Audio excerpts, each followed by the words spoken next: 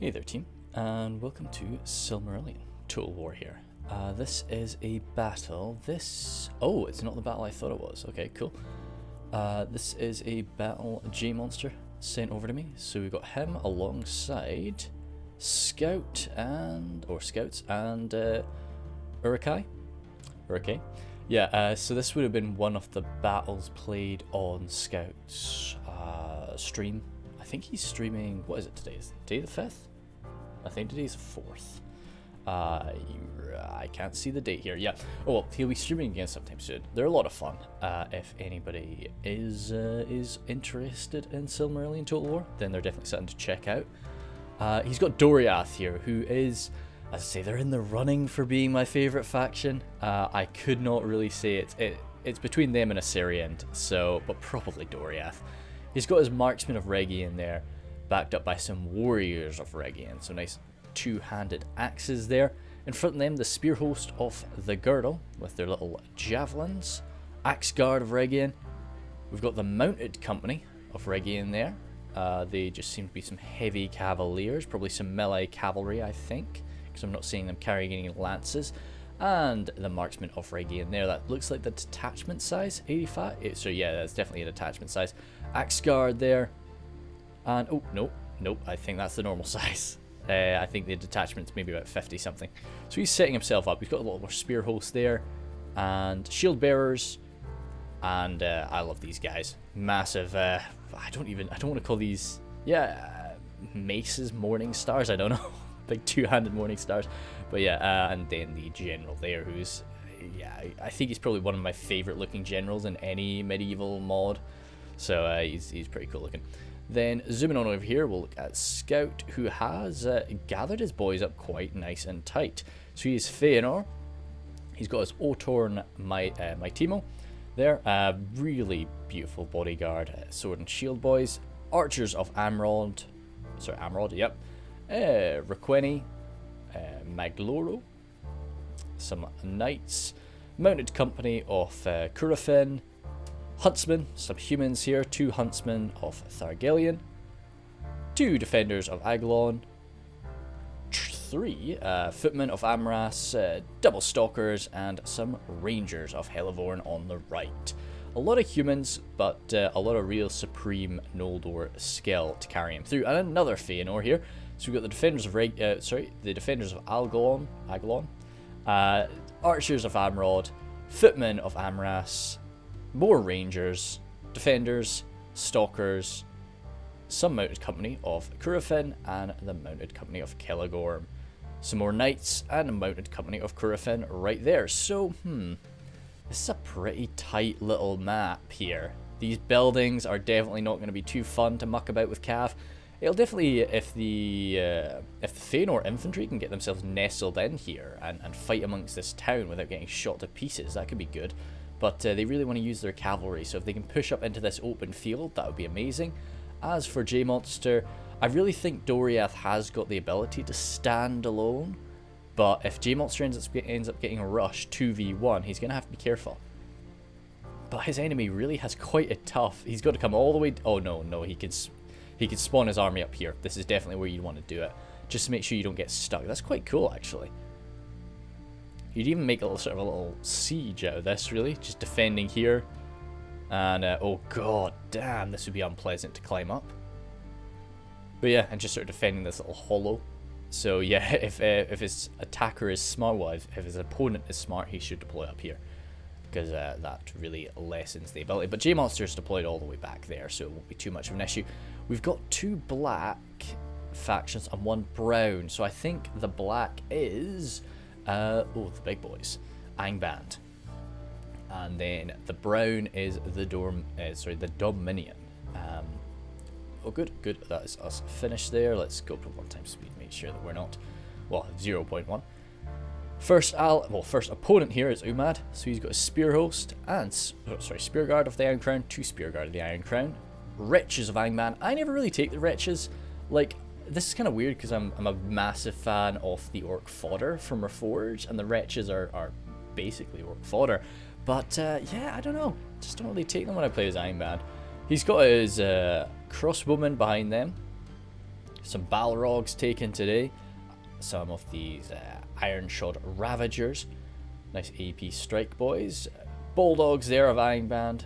Got his general in there today. And the Ironshod Halberdiers. And Ironshod Reavers.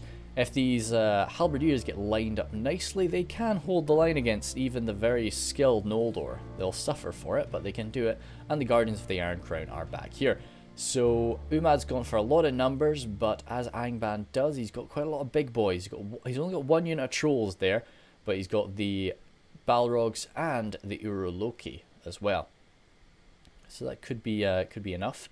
Then King Arturius is over here with the Dominion. So he's got his, oh god dang it, the Dominion's always tough.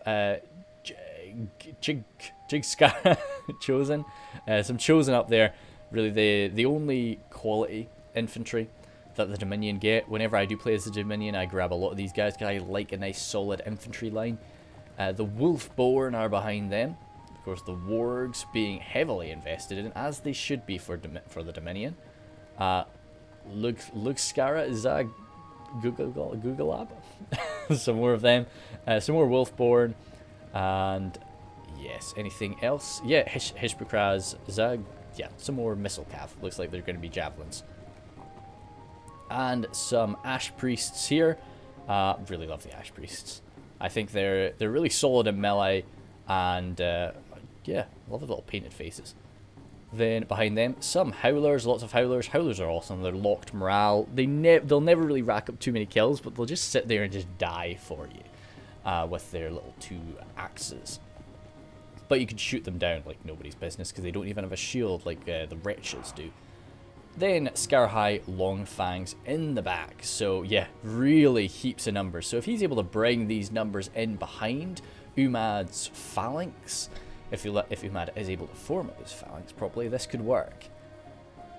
And, okay, Tundrous Fox has not gone for what I thought he was going to do. He's actually sort of decided to defend his side, which I think is quite a good idea because it's clear that his 2 allies have decided we're going to go 2v2 against these guys. And it looks like Tundrous and JMonster are kind of just going to be staring at each other down for now. So he's got his Arbalists out front, Wretches behind them, some Legionnaires, some more crossbowmen in the back, and some Legionnaires on that far side there, Bulldogs.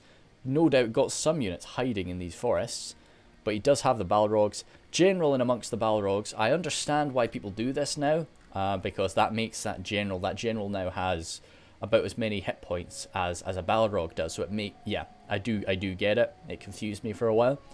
Then the Troll Guard are there too. If you put your general in with a more powerful unit, your general will become more powerful. Anything else down there? No, I suspect we will be seeing units appearing as this match goes on. So, starting up. Yeah, the thing is, if I was JMonster and I saw this lined up in front of me, I would lurch forward because you can outrange all this, and because Tundrous hasn't deployed on that side, he's got to, like, if he wants to get into melee, which is where he'll possibly succeed, he's got to go all the way down and all the way up. So yeah, I would jump forward. But it looks, okay, interesting. Looks like JMonster is actually coming to the right here. So we're going to have a real bloodbath on this very tight area, which I love it when this sort of thing happens. I love to play on maps like Lake Evandem on Reforged, where all the armies are forced into this very tight choke point. And you're just, yeah, you're fighting on top of each other. That's always something I find really enjoyable. And I think we're going to get something like that happening today. Riders of the Past, sorry, you missed these guys. Their class is heavy cavalry there, but they do have their bows out. So I think they're going to be rattling some shots off. The Spear Guard are definitely not your target, but he should be able to push through and get into the halberds. The Wretches of Angband there. All that Umad really has got is a few crossbows. So he should be able to stay out of the range of those crossbows quite nicely and do okay here. Riders coming in. What are they shooting at? Coming in. Looks like he is... Good stuff. Going for the halberds. Yeah, he'll be dropping these guys like flies there.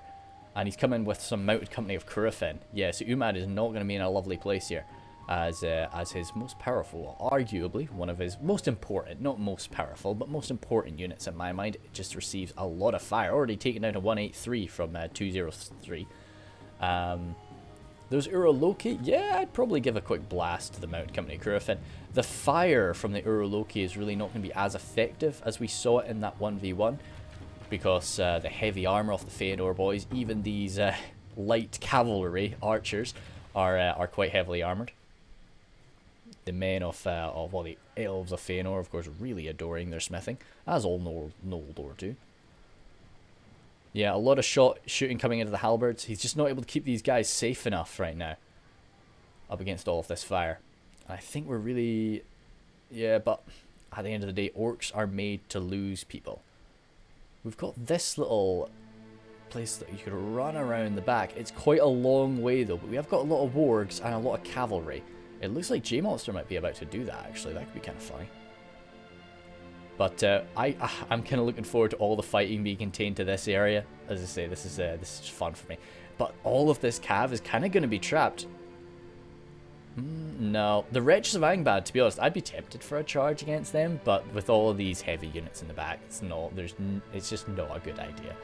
You shouldn't do it. But with a heavily armored knight like that charging into a bunch of wretches, you're going to be okay. Oh yes. Oh, I think Tundra's Fox is sending some boys over here, which, to be honest, this is good. This is what you should do. But as I say, I'm hoping everybody just fights over here, because that'll just be pretty dramatic. I think that the blue team right now is definitely doing the right thing by claiming this open field. As I say, it's where I think their cavalry is going to be most effective. Looks like we did get off with a quick little charge there. They did actually bring some of these guys down, which quite surprised me. But the Mounted Company of Curufin really suffered a few losses there. It's quite interesting. But I guess there were a lot of wargs kicking about nearby. Yeah, it looks like oh no, we do have the crossbowmen moved out forward. Are those halberds still taking fire though? The Ironshroud Legionnaires have moved up.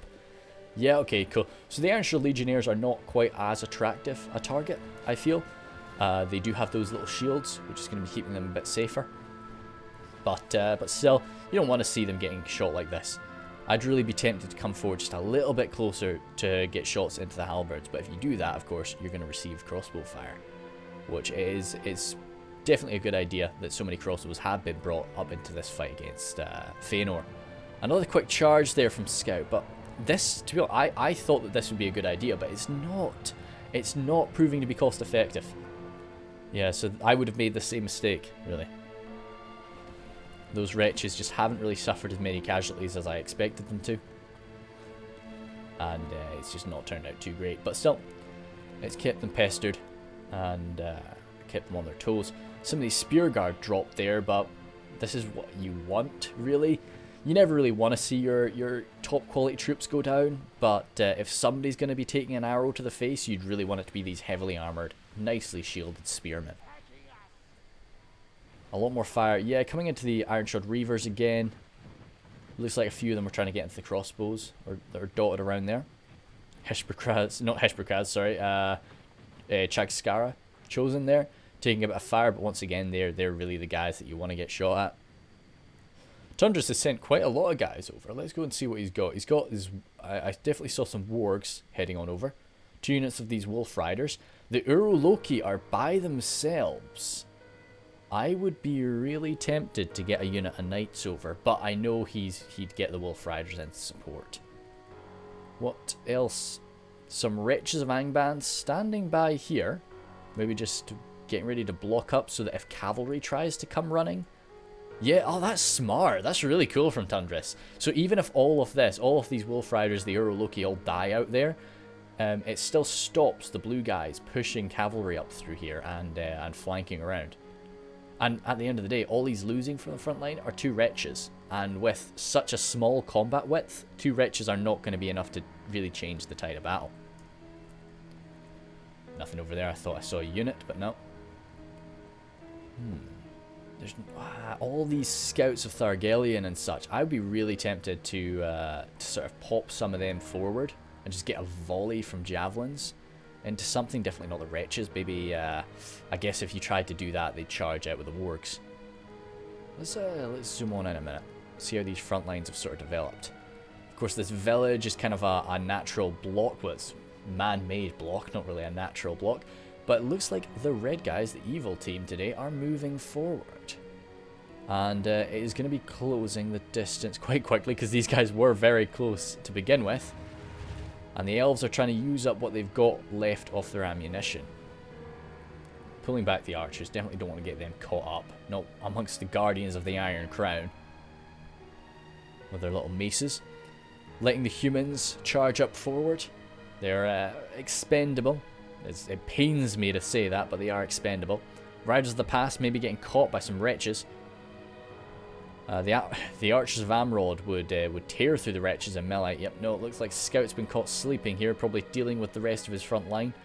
But those Riders of the Past are going to take some damage. Taking a lot of fire from these guys. Okay, no, so they are they're not throwing javelins, they're throwing sort of balls of fire, which is really cool. Balls of fire sorcery taught to these orcs by Sauron. Good flank around there, Arturias. Just slipping through this little gap left by JMonster there, and Scout of course too. But yeah, and that's a lot of forces pushing on up now. Blasting into the defenders of Aglon. So that heavy armor of the defenders is going to help them out, but still, it hurts. These are high quality men that you're losing. A few of these guys were caught by the Rangers of Hellevorn, but this, as I say, this is a lot of wargs that have just pierced on through. And if they're going to be able to link up with the Wolfborn and the Uroloki that have already gotten around the back, the elves have really packed themselves in tight here. Defenders of Aglon here. Damn, they look nice with that armor upgrade. They look nice as standard anyway, but yeah. So this is a proper clash now. Now, if this becomes an extended clash, my money is on the elves. But with a lot of these heavy units, like the trolls and the Balrogs, just lurching on in, they'll do some damage. But as I say, I think it's down to what the bad guys have managed to flank around. This gap has still not been closed up. I would be really tempted to get the Arbalists sort of moved over here onto the right flank a bit.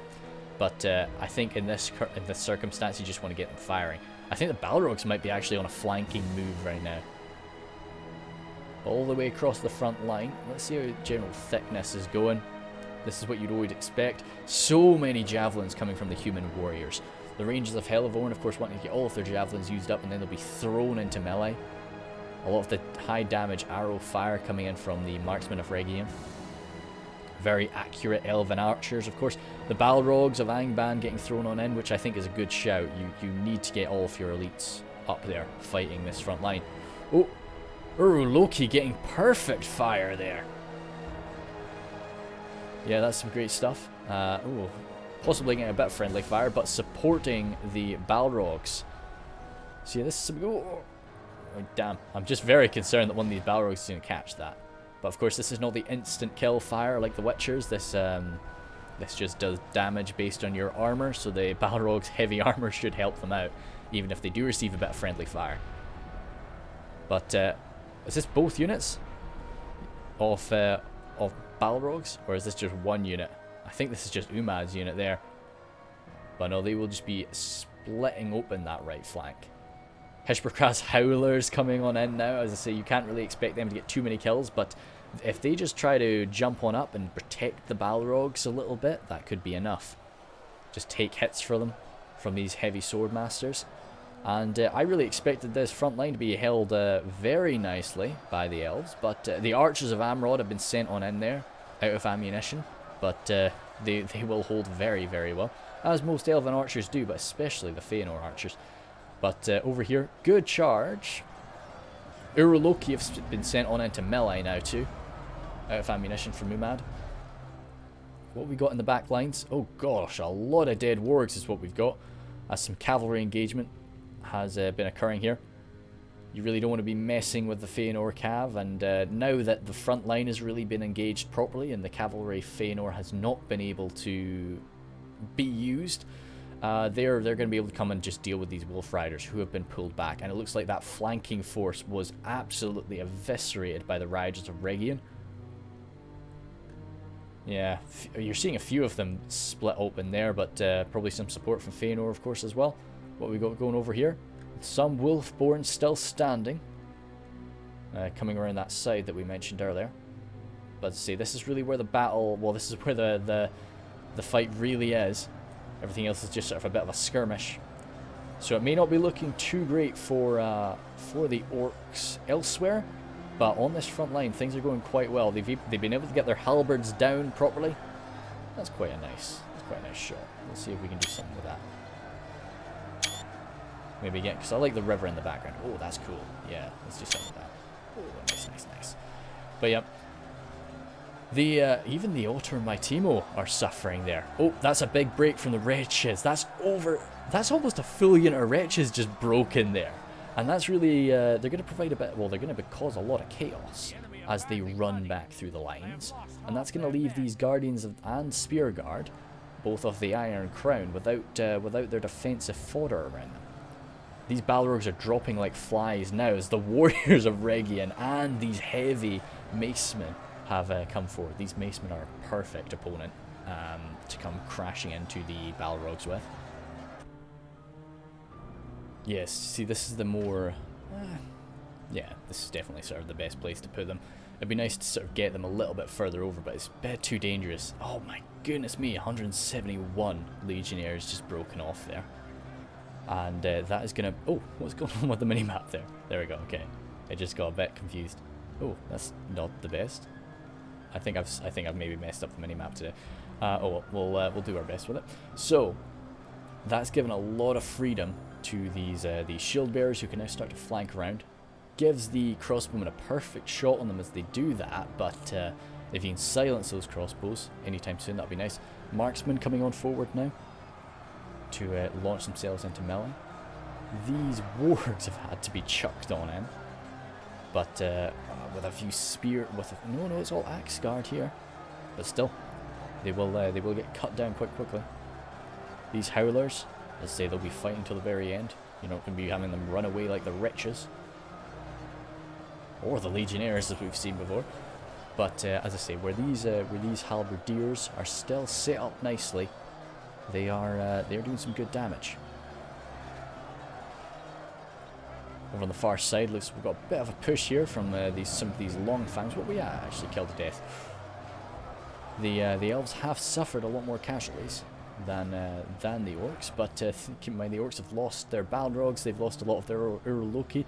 A nice fresh unit of Balrogs have come launching on in here, but we still have the little man. But even if we didn't have these massive macemen, the warriors of Region with their big axes would definitely hurt them. The Balrogs, that is.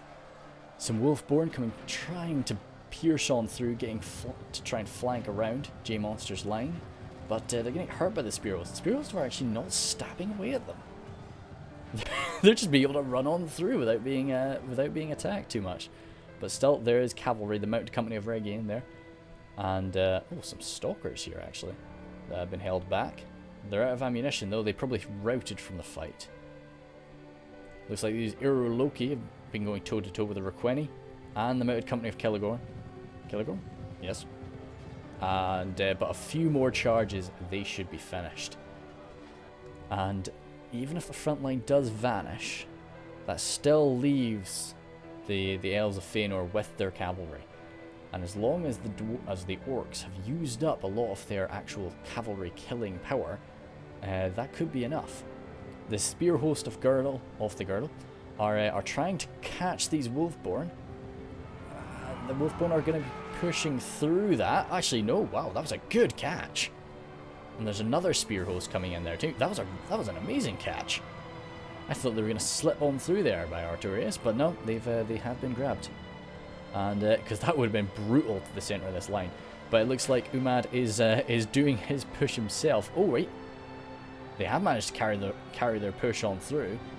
So a shunt from the front, and then a charge from the back by the Wolfborn.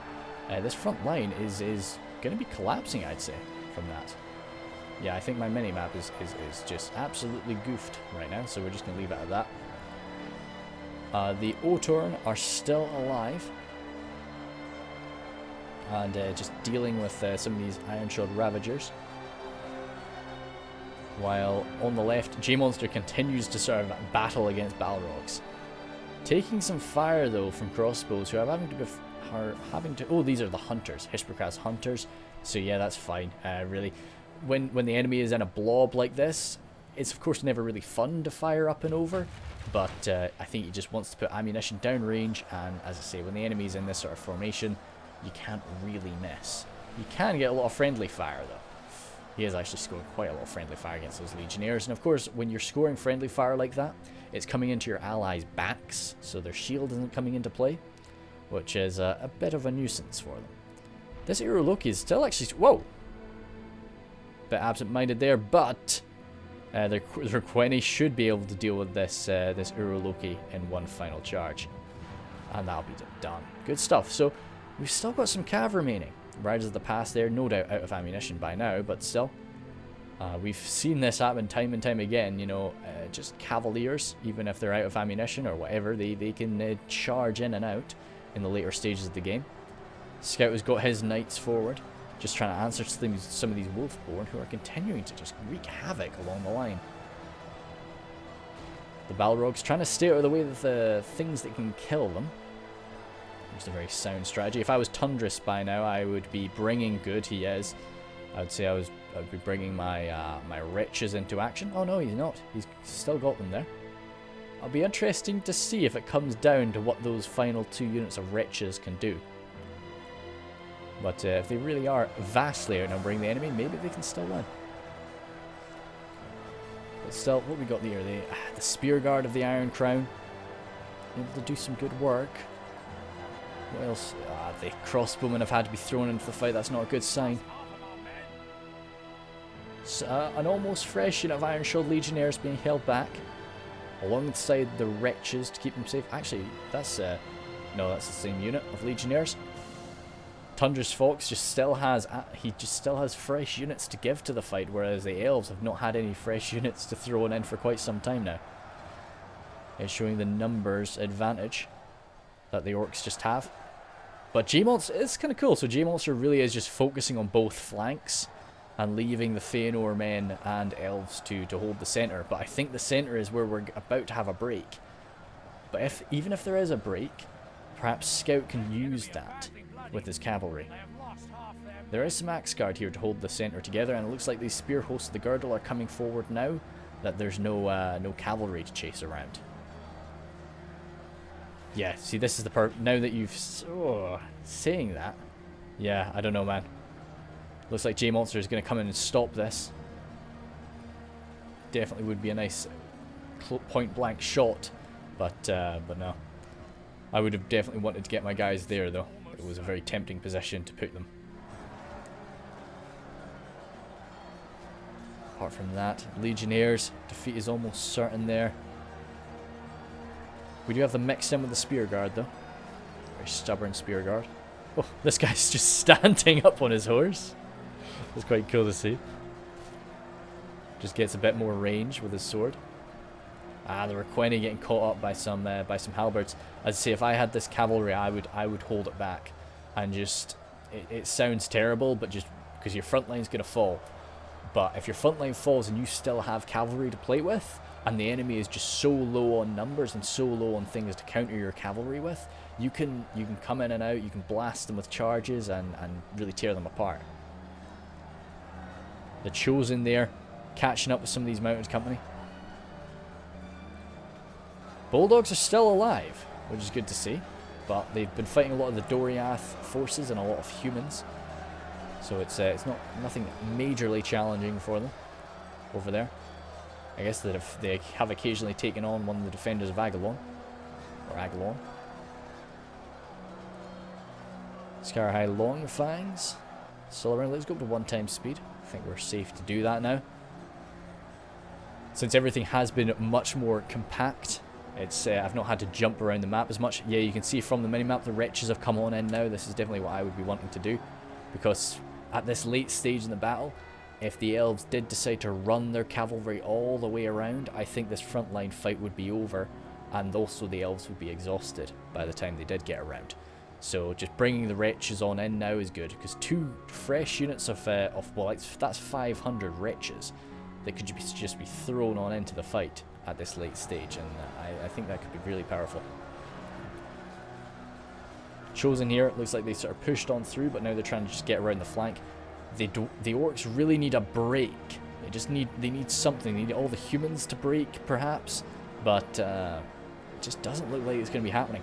Because everything is so tightly packed like this, a lot of these units that do have morale buffing effects are able to use it properly, and nobody's really getting flanked around, nobody's getting broken. So it's because everybody's so tightly packed with their allies, which is good for morale. On the right side here, these Ironshod Ravagers, they'll be able to hurt the men of Doriath, but I think they will go down. But those Hishperkras Hunters are just there for the numbers, really. They'll probably break soon. Some wretches broken there again. That's 186, damn. Just bolting from the field. But it is a very scary sight in front of them. The general himself, the general of Doriath, trying to mince his way through some of these guys. There's nothing around that I'm really worried about killing him, though. But he has been stuck in that fight for a long time now, so he might go down. Ironshod crossbows there, down to 10, almost broken. Only half the enemy force Saying that, okay. I really thought that the orcs were about to make a breakthrough, but doesn't look like it. It looks like the stubborn elves have been able to hold out here. And now the bulldogs are having a lot of trouble. They're probably suffering some casualties now that their hit points are taken down, and just this constant stabbing from the elven spearmen might have been enough to do it. Oh. Ah, damn. That might have been Scout's general. It was definitely one of the Feanor men. Nope. That was Uruk-hai, who has he suffered the loss of his general, but he has managed to break through the lines with 2 units of cav. But the three remaining Balrogs. One of them is the general. Are still around. Interrupting Umad's crossbows is definitely a solid shout, though. But you just need to make sure that you're not just getting sliced open by those Balrogs. And as bad as the balance of power sort of looks, I'm feeling it for the elves. I think things are going pretty well. What is this? All just routing forces that we're seeing in the back here? Yeah, these are all just quite surprised to see those footmen of Amras running away at 14. But I guess they have suffered some fearsome casualties there. Ironshod Ravagers broken there.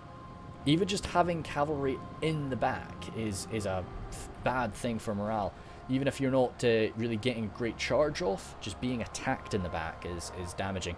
Hishperkras Hunters there broken. They did their best, but no, this is not the fight for them. So the orcs really need to try to gather their forces together. Tundra's Fox, one of his units of wretches, have arrived back here, but with so many routing units around them, I think they might end up breaking before they even really make contact. Marksman of Regian there, pulling out the big two-handed swords, which is kind of cool to see. Wretches of Angband here, alongside some halberdiers. Definitely a good target for them, taking out that cavalry. The Ash Priests are still around. They probably used up their ammunition, but they're still very fearsome with those axes. Coming into the back of this marksman unit, who has perhaps extended a little bit too far, and they've broken them. The wretches broke just in time as well too. But oh, actually, sorry, no, I was confusing that. The marksmen are holding, but the axemen should be able to deal with them quite nicely. But if the marksmen can just hold them in position for a little bit longer, just keeping them away from the front line is important. While their elven brothers, continue to mop up. Saying mop up though, they've really not got much left though. The general of Umad is still around though, and he's still got some of his bulldogs. But little by little, as I say, those elven spears are just stabbing into him. Charging in and out here. Scarahai Longfang's broken there. Some halberdiers still remaining. Oi, oi, oi. These Balrogs have not really been thrown into the thick of fighting for a while. They've been kept quite safe. But I think that's definitely a good idea. Their hit points will be pretty low. And those marksmen are still in combat. I'm really, really impressed they've not broken. Wretches of Angband running away there. They might come back. Wretches really love to run away and return, run away and return. What the heck is this just an overwhelming swarm of wretches having victory here? That surprises me. I guess it's probably it really is just the wretches holding them in place while the crossbows do the real damage. The warriors of Rhaegion would be my perfect target for the wretches, just because, sorry, for the crossbows, just because they don't have a shield. Since they lack a shield, every shot is just going straight into their armor. And of course you can't really use your defensive skill to protect you. Whoa! That was quite a good kill. Ash Priests coming on in, but they're going to be getting countercharged. And that is going to hurt. Yep, one of them went down just there. Yeah, but the Balrogs are close behind them. But still, I think this is probably going to be the last fight off the Ash Priests. Not seeing any more there. Oh, Legionnaires broken. Good tidings. And that looks like... So that would have been Umad's general, I think, over here. Yep. Taken down by the spear, the shield bearers of Rhaegion.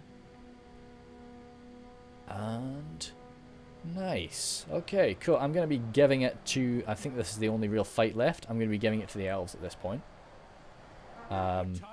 Yep, that final general drop there, the Dominion men. There weren't many Dominion men left on the field, but yeah. So we'll jump in 2x speed and just hover over as this final barrel tries to battle away. The wretch is coming screaming forward, but as soon as they start to lose their momentum, they're going to be breaking. So it's not going to last too long for them, especially now that their crossbow allies have run out of ammunition and had to be thrown on in. Saying this though, we're down low. The Elves have lost more in percentage, but so much of what's remaining is just the wretches. Yeah, shield bearers coming on in. Still some Feanor cav to chase them away. Look like Tundra's wretches of Angband are the one remaining thing there. I see. I just don't. I don't really like the wretches. I think I don't. You know, I don't really know what could be changed about them to make me like them more. I think they're just maybe it's just the price for me that puts me off them. But I think they're amazing for taking arrow fire. But I kind of like when I play as Angband, I'm quite sort of aggressive, and I don't really like to just sit and take arrow fire for too long, you know. So and I feel the Legionnaires are sort of cheap enough that you don't really worry about them taking arrow fire so much, and yet they're amazingly better in melee. But yeah, no, like wretches get used by everybody, and they get used very well, but for me, I've just never been able to use them properly. Still got 700 frames. Who is remaining? I do not know. Everybody's chasing off some of these wretches. It must be... oh, the Ash Priests. Yeah, of course. The locked morale Ash Priests. How many have we still got here? We've still got 3 Ash Priests that are just hacking into this Cavalier. Yeah, we're going to need something here actually to deal with these guys, because they'll kill the last 2 of these defenders of Aguilon, which is quite sad, because those defenders have really been through the thick of it for so long. A bunch of humans coming running all forward, smashing into them. And some shield bearers, yes, and that should be enough. But yeah, I really love those sorts of fights. Like, just when you have, like, look at this. Just goddamn bloodbath all the way along this this pass here between the lake and the mountainside. Let's go through JMonster's kills. Nice there. So these are the heavy macemen we spotted. 222 kills, and keep in mind as well, they were killing Balrogs, so they did very, very well. They suffered for it. But they did good. Triple Axe Guard there, very nice, especially 188 is pretty damn good. The Warriors there, 135 is good. Keep in mind they're killing Orcs, so you'd always really be wanting positive kills here, apart from perhaps a unit like the Spear Host of the Girdle, as they really are just to hold the line, much lower damage. The Marksmen, I guess it was just kind of, as I say, there were so many wretches, so many... I think that the Orcs did a really good job of just shielding their important units, their softer units. And saying that, yeah, even the Scarahai Longfangs have a little shield. So I'm not surprised that the Marksmen didn't rack up absolutely amazing kills today. The Mounted Company of Rhaegion, they're very important because we saw the wargs get slipped around. We saw wargs getting moved around behind the lines and everything. So I always like to take one unit of melee cav just to grab other units of cav, perhaps not kill them, but weaken them, lock them in place so that I can shoot them type of things. Triple their sword host, 301, fantastic, and 270 is great. Poor 38 though, they must have been shot to pieces. But still, shield bearers there. Shield bearers did a really good job considering they are spearmen, of course.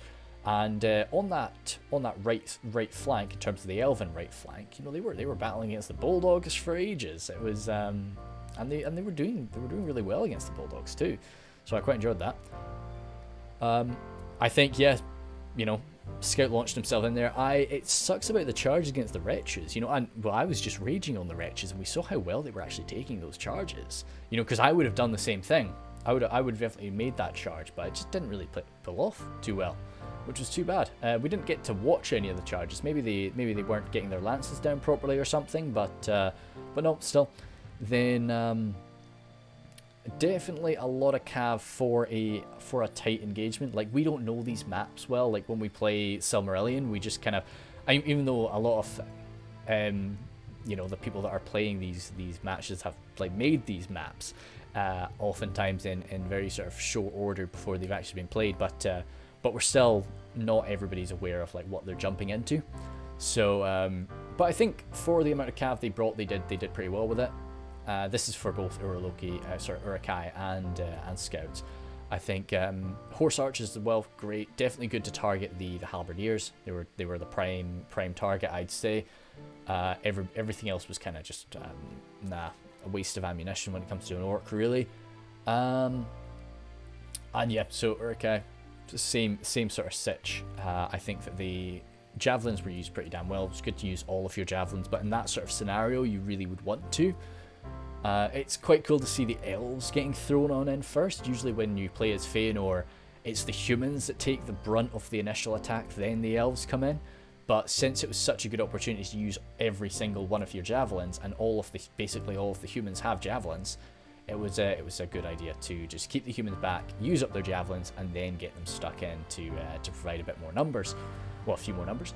Umad there, yeah, as I say, the Halberdiers took a bit of fire at the start, but then he pulled them back pretty quick.